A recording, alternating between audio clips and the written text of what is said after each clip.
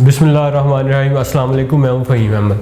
ये तो खबर पुरानी हो गई कि तालिबान ने अफ़गानिस्तान का कंट्रोल संभाल लिया है, लेकिन अब जो सबसे अहम सवाल है जिसका जवाब पूरी दुनिया ढूंढ रही है कि अब क्या होगा, अब क्या होने वाला है।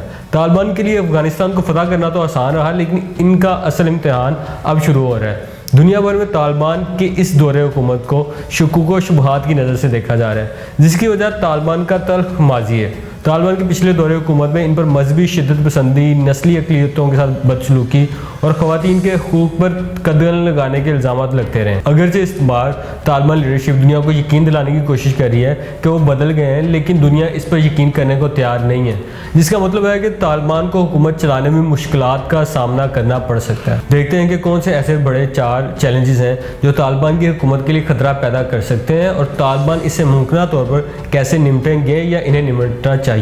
तालिबान की कबूलियत और तर्ज हुकूमत। अफ़गानिस्तान की तारीख काफ़ी कम्प्लेक्स है और हुकूमतों के अरूज ज़वाल से भरी पड़ी है। अफ़गान बादशाह ज़ाहिर शाह के माजूली के बाद कोई भी ज़्यादा अरसे तक हुकूमत नहीं कर पाया और बहुत कम ऐसा हुआ कि एक ही धड़ा दूसरी बार इक़्तिदार में आया हो। लेकिन अब जब तालिबान दोबारा हुकूमत में आ गए हैं तो इनके लिए इंतहाई मुश्किल होगा कि वो ऐसे मुल्क में हुक्मरानी करें और अमन कायम रखें जो इंतशार का शिकार है। देखना यह है कि तालिबान अब किस तरह तनाज़ात, तकसीम और इंतशार के शिकार इस मुआशरे को दोबारा से तामीर करते हैं। इस हवाले से सबसे अहम किरदार अदा कर सकती है तालिबान की गवर्नेंस।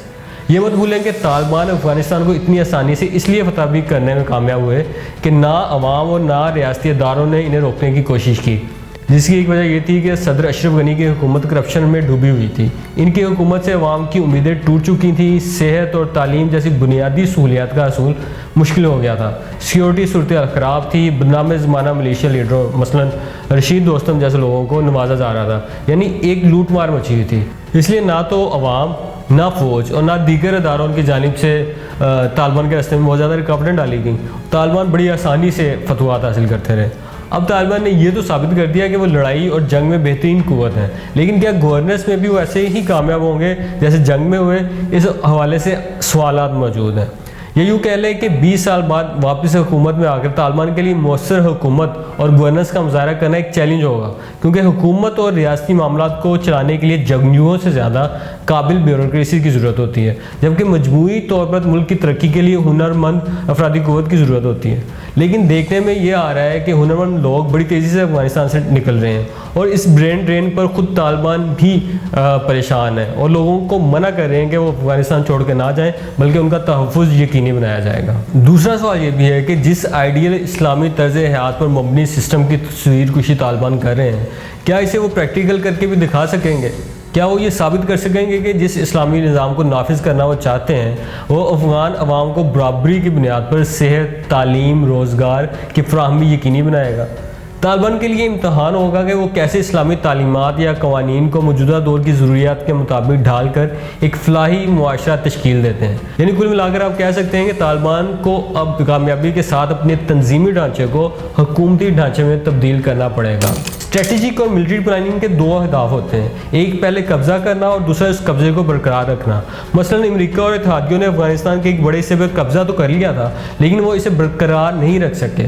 तालिबान ने भी आसानी से अफगानिस्तान को फतह तो कर लिया, जिसकी एक वजह यह भी थी कि मुख्तलिफ वॉरलॉर्ड्स अफगान सिक्योरिटी फोर्सेज ने हथियार डाल दिए या फिर पीछे हट गए। यहाँ तक कि सुबह बदख्शां के तकरीबन 60,000 आबादी वाले ज़िला शगनान का कब्जा सिर्फ 6 तालिबान जंगजुओं ने हासिल कर लिया। इस तरह किसी न किसी हिकमत अमली के ज़रिए तालिबान ने छोटे बड़े ज़िला पर कब्जा तो कर लिया। अब आएगा एक मुश्किल मरहला जब इन्हें इन बड़ी आबादी वाले शहरों पर कब्जा बरकरार रखना पड़ेगा। इन्हें चैलेंज किया जाएगा, जैसे साबिक नायब सदर अमरुल्लाह साले और अहमद मसूद की जानिब से इन्हें चैलेंज किया जा रहा है। ये भी मत भूलिए कि तालिबान की जंगजुओं की तादाद तकरीबन 70,000 है। फ़ौजी लिहाज से इनकी कुव्वत पूरे अफ़गानिस्तान में तकसीम हो गई हुई है, जो इनके लिए मुश्किलात का बायस बन सकती है। पूरे अफगानिस्तान में अमलदारी के लिए तालिबान को अफरादी कुव्वत चाहिए होगी, इन्हें पैसे चाहिए होंगे, इन्हें दीगर मुख्तलिफ वसाइल चाहिए होंगे। अब तालिबान इस चैलेंज का मुकाबला कैसे कर रहे हैं? तालिबान ने बजाय इसके कि आते ही मार धाड़ शुरू कर दें और सारा निज़ाम धर्म भरम कर दें, उन्होंने रियासती ढांचे को बरकरार रखा हुआ है। सरकारी अहदेदारों के लिए आम माफ़ी का ऐलान किया हुआ है। इनकी कोशिश है कि अगर इनकी इताअत कर ली जाए तो ज़्यादा से ज़्यादा लोगों को इनके मौजूदा ओहदों पर ही रहने दिया जाए, ताकि सिस्टम कोलैप्स ना कर जाए और वक्त के साथ साथ एक निज़ाम से दूसरे निज़ाम की तरफ ट्रांजिशन कर ली जाए।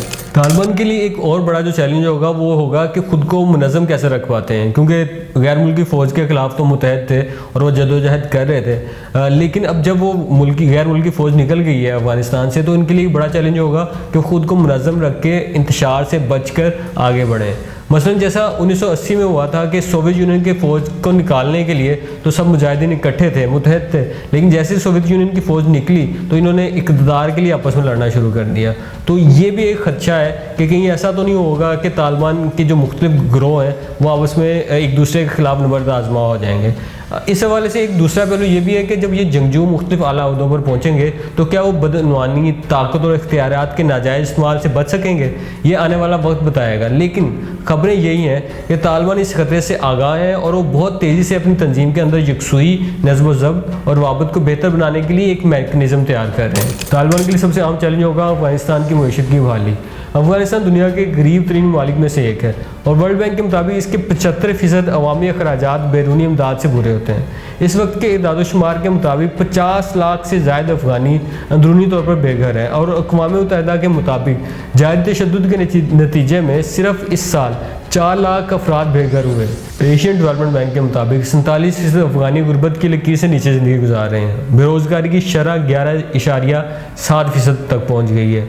और ऐसे वक्त में जब अमेरिका ने अफ़गानिस्तान के 9.5 बिलियन डॉलर मुंजमद कर दिए हैं, यूरोपीय यूनियन ने इनकी इमदाद मुअत्तल कर दी है, वर्ल्ड बैंक ने इनकी इमदाद मुअत्तल कर दिया, IMF ने इमदाद मुअत्तल कर दी है, तो ऐसे वक्त में तालिबान के लिए बड़ा मुश्किल होगा कि वो अफ़गानिस्तान की मईशत को संभालें और उसको बहाल करें। ज़ाहिर है तालिबान इस खतरे से आगाह हैं, इसलिए तालिबान मुआशी चैलेंजेस से निपटने के लिए 2 कोशिशें कर रहे हैं। एक तो वो चाहते हैं कि ऐसी हुकूमत बनाई जाए जो ना सिर्फ अफ़गानिस्तान के अंदर काबिल कबूल हो बल्कि आलमी दुनिया भी इसे तस्लीम करे ताकि इसे फ़ंड्स तक रसाई हासिल हो।